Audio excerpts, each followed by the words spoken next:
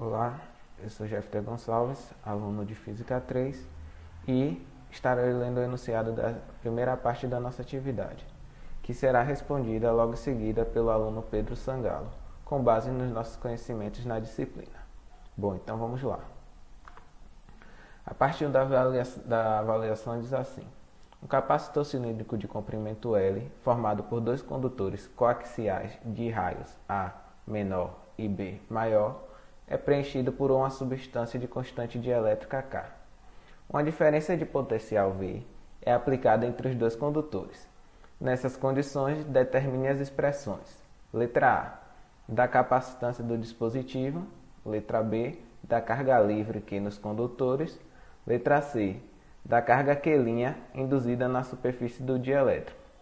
As suas respostas deverão vir em função dos parâmetros L, A, B, K, V e ε0, e nela tem uma observação que diz o seguinte: no desenvolvimento da sua resposta, deverá ser considerado a presença do dielétrico no capacitor. Então vamos lá. Olá pessoal, chamo Pedro Sangalo, sou aluno de Física 3 e como nosso colega Jeffter falou, vou estar respondendo a primeira questão do nosso questionário.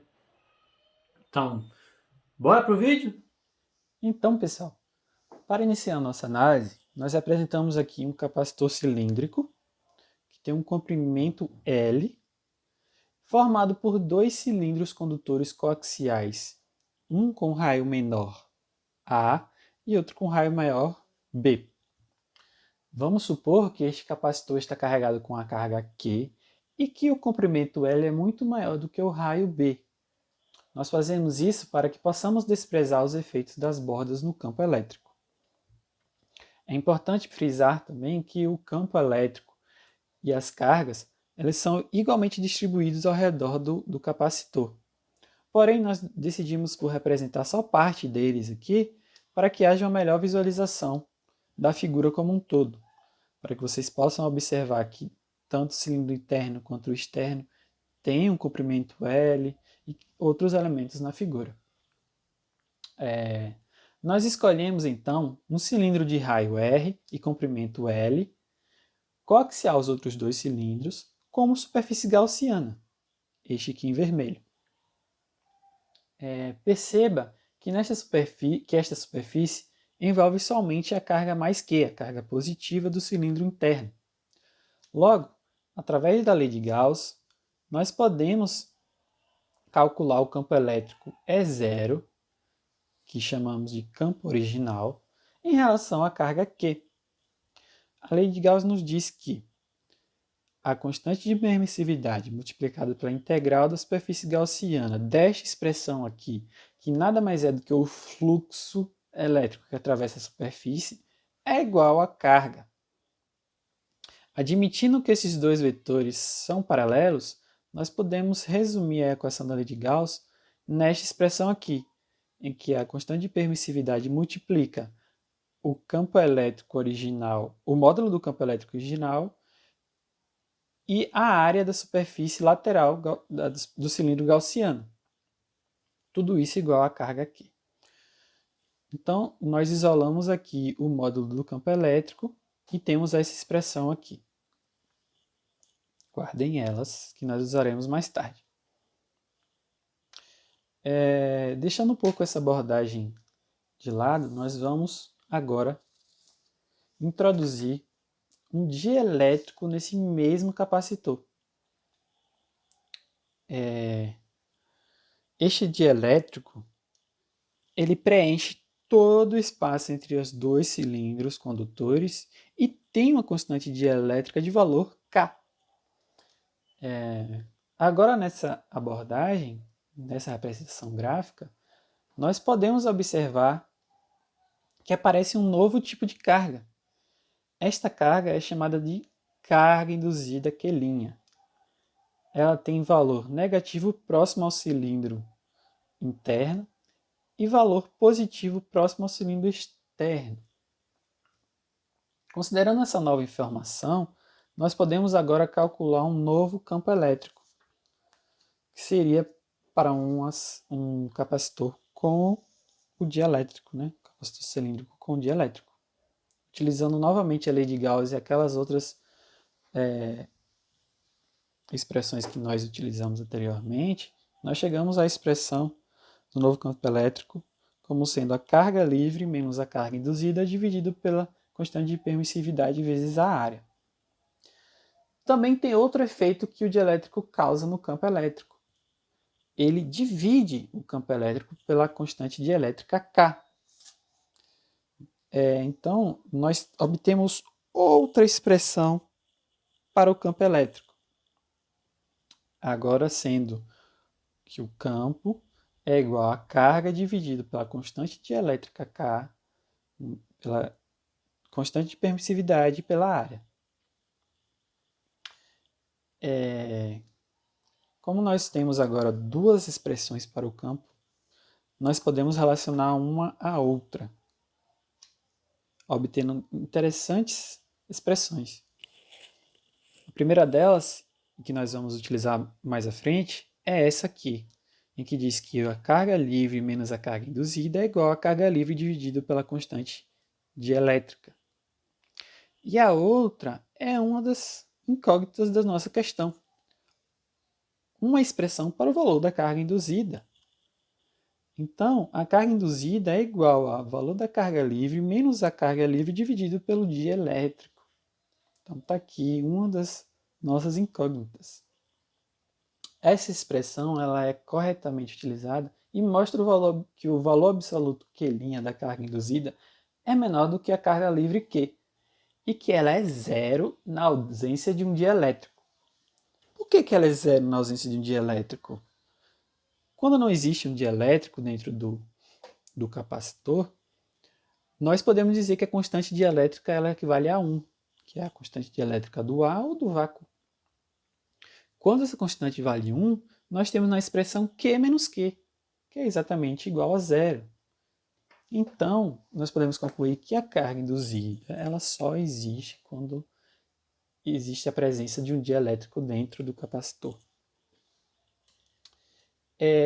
Com essas análises feitas, nós podemos chegar à expressão final desse campo com um dielétrico. Basta que a gente possa substituir o valor de Q menos Q' nessa expressão pelo valor que encontramos, que é Q sobre K, e o valor da área por 2πrl. Esta é a área da superfície lateral do cilindro gaussiano. E obtemos essa expressão para o campo elétrico. Guardem muito bem essa expressão, porque nós vamos utilizá-la mais na frente. Fiquem espertos. Agora, pessoal, vamos considerar que uma diferença de potencial V foi aplicada entre os dois condutores. Nós podemos relacionar a diferença de potencial com um campo elétrico através desta equação aqui, em que a diferença de potencial V é igual a menos a integral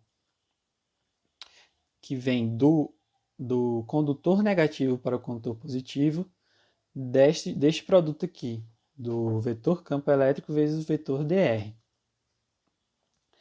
Nesta equação nós podemos inverter o caminho de integração e retirar o sinal negativo, tornando essa equação igual a isso aqui, a essa expressão. Vamos abrir um parêntese e vamos resolver esse produto que está dentro da integral aqui. Este produto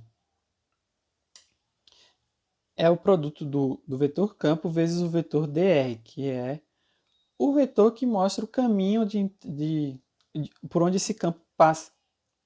Nós podemos dizer agora que eles têm o mesmo sentido e a mesma direção, ou seja, são paralelos. Podemos observar aqui na figura que o vetor campo, que é esse em verde, também tem a mesma direção e sentido de onde queremos fazer a nossa integração, que é justamente do cilindro positivo para o cilindro negativo.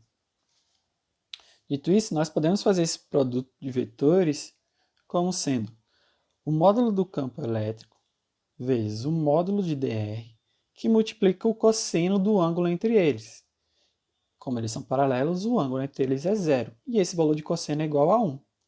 Resumindo, então, essa expressão a o módulo do campo elétrico multiplicado pelo módulo de dr. Vamos, então, agora voltar para a nossa expressão original, substituindo essa que acabamos de encontrar, obtendo, então, a expressão geral para a diferença de potencial V, em que ela é igual à integral da placa do cilindro positivo para o cilindro negativo, do módulo do campo elétrico pelo módulo de dr. Vamos, então, substituir essa expressão geral da diferença de potencial o campo elétrico que encontramos anteriormente, lembra que eu mandei vocês lembrarem daquela equação? E chamar o limite inferior de A e o limite superior de B, pois o caminho de integração, como também já discutimos, é do cilindro positivo para o cilindro negativo. E obtemos esta expressão aqui. Nós podemos desenvolver essa equação tirando tudo que é constante da integral, obtendo esta nova expressão aqui, em que nós temos a integral de A até B de 1 sobre π dr. Vamos abrir um novo parênteses para nós resolvermos essa integral. Então, ela está aqui. A integral de 1 sobre r dr nada mais é do que uma velha conhecida nossa. É igual a n de r, limitado pelos raios A e B. Calculando esse limite, nós chegamos ao valor de ln de B menos o ln de A. Utilizando de algumas regras do ln, nós podemos substituir o ln de B menos o ln de A pelo ln de B sobre A. Então, a solução para a nossa integral é exatamente essa daqui. Vamos substituir ela na nossa equação? Substituindo ela na nossa equação, nós obtemos a expressão para a diferença de potencial entre as placas de um capacitor cilíndrico com um dielétrico. E ela é igual a o valor da carga livre dividido por 2π K, que é a constante dielétrica, ε0, que é a constante de permissividade, e L, que é o comprimento do cilindro, multiplicado pelo valor da integral, que é ln de B sobre A. Então, desenvolvendo ainda mais aquela expressão, nós isolamos a razão V sobre Q e, posteriormente, invertemos ela, justamente para aparecer quem? A capacitância, pois a capacitância é igual a Q sobre V, carga sobre diferença de potencial. Reorganizando essa expressão e substituindo o valor de Q sobre V pela capacitância, nós obtemos este valor para a capacitância com o dielétrico, que é outra incógnita da nossa questão. A capacitância para um capacitor cilíndrico com um dielétrico é igual a 2π, que multiplica a constante constante dielétrica, que multiplica a constante de permissividade, que multiplica ainda o comprimento do cilindro e divide pelo ln do raio de B sobre o raio de A. Essa aqui é uma das expressões que nós buscamos, restando somente mais uma expressão. A última expressão que a gente quer é a expressão da carga livre no capacitor. Então, nós vamos partir da expressão da diferença de potencial que encontramos anteriormente. Dessa expressão aqui, nós vamos isolar o Q e vamos encontrar esta expressão aqui. Isso daqui não lembra nada a vocês?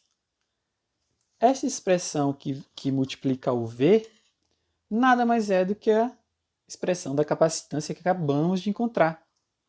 Então, basta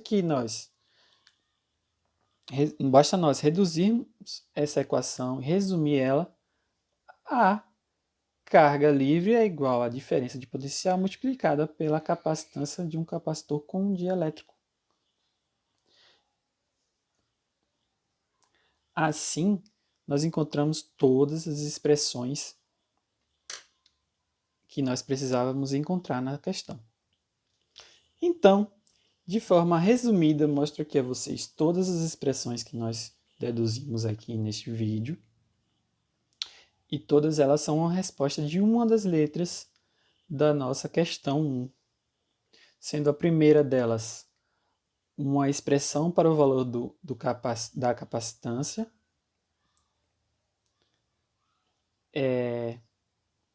A segunda delas é uma expressão para o valor da carga livre. E a última delas é a expressão para o valor da carga induzida. Todas elas respondidas aqui. Beleza? Então aqui eu concluo a primeira questão e vamos para a próxima. Olá, eu me chamo Alan Ferreira e eu vou estar dando continuidade ao que foi feito pelos meus colegas anteriormente, tanto pelo Pedro quanto pelo Jeff, tá bom?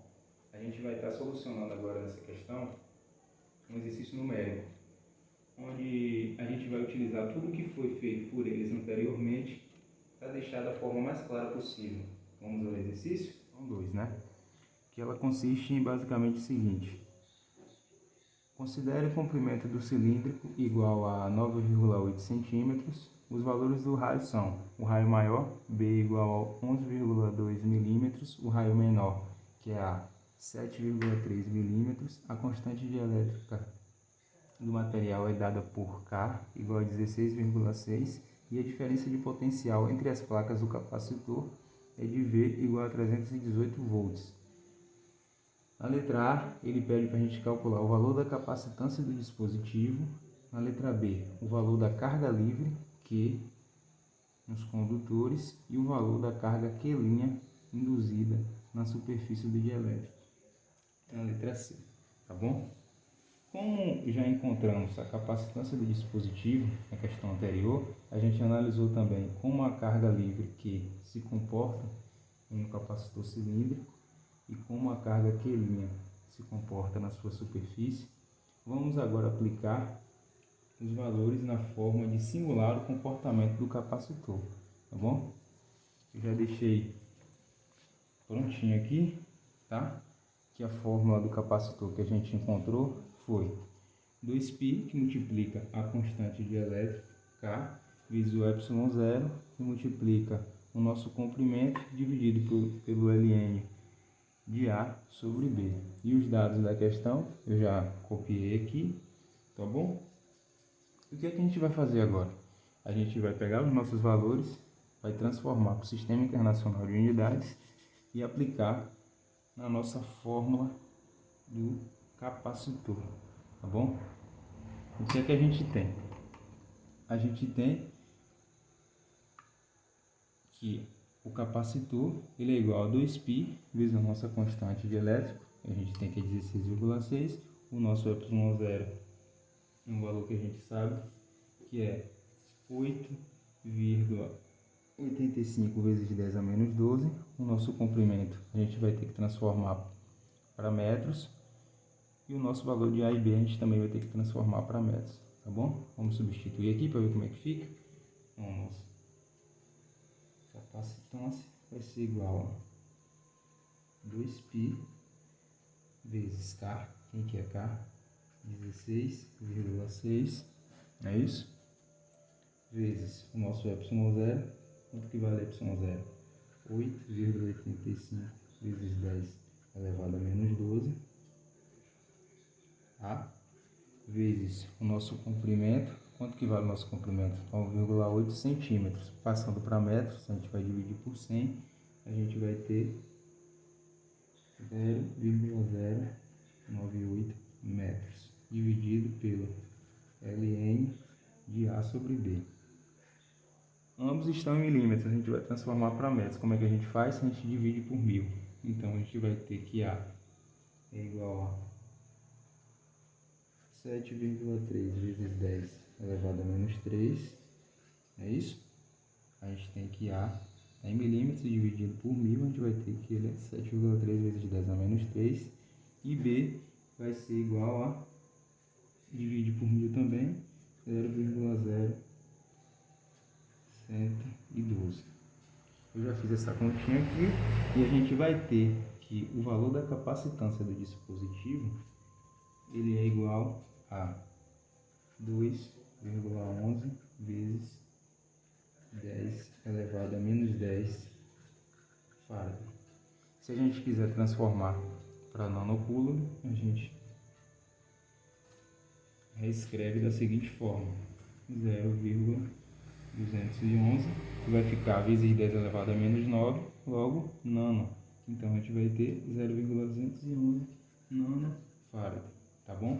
E assim a gente encontra o valor da nossa capacitância do dispositivo, ok? O que é que ele pede mais? Ele pede, na letra B, para a gente calcular a carga livre nos condutores. Como é que a gente calcula a carga livre nos condutores? A gente viu que a carga livre nos condutores, ela vai ser, a letra B vai ser igual a Q igual a nossa capacitância vezes a diferença de potencial V entre as placas, tá bom? A gente acabou de calcular o valor da nossa capacitância e eles nos deu quanto que vale a diferença de potencial entre as placas do capacitor. Logo a gente vai substituir, a gente vai ter que Q é igual a 0,211 vezes 10 elevado a menos 9 vezes 318. Pronto, feita essa continha aqui, a gente vai ter que a nossa carga livre ela é igual a 67,2 nanocoulomb, tá bom? Encontramos a nossa carga livre. E ele quer saber, por último, quanto que vale o valor da carga induzida na superfície do dielétrico. O que foi que a gente descobriu da nossa carga induzida Q'? A gente descobriu que Q' vai ser igual a menos Q dividido pela nossa constante dielétrica, dada pelo material, mais o nosso Q. Quanto que vale o nosso Q? Quanto que vale o nosso K? A gente sabe, então o que é que a gente vai fazer? A gente só vai substituir, tá? E assim nós vamos encontrar o valor da carga Q' induzida na superfície do dielétrico. A gente vai ter Q' é igual a menos 67,2 dividido por 16,6 mais 67,2. Feita essa continha aqui, a gente vai descobrir que a nossa carga induzida na superfície do dielétrico vai ser igual a 63,14 nanocoulomb, tá bom? E assim a gente finaliza a nossa questão.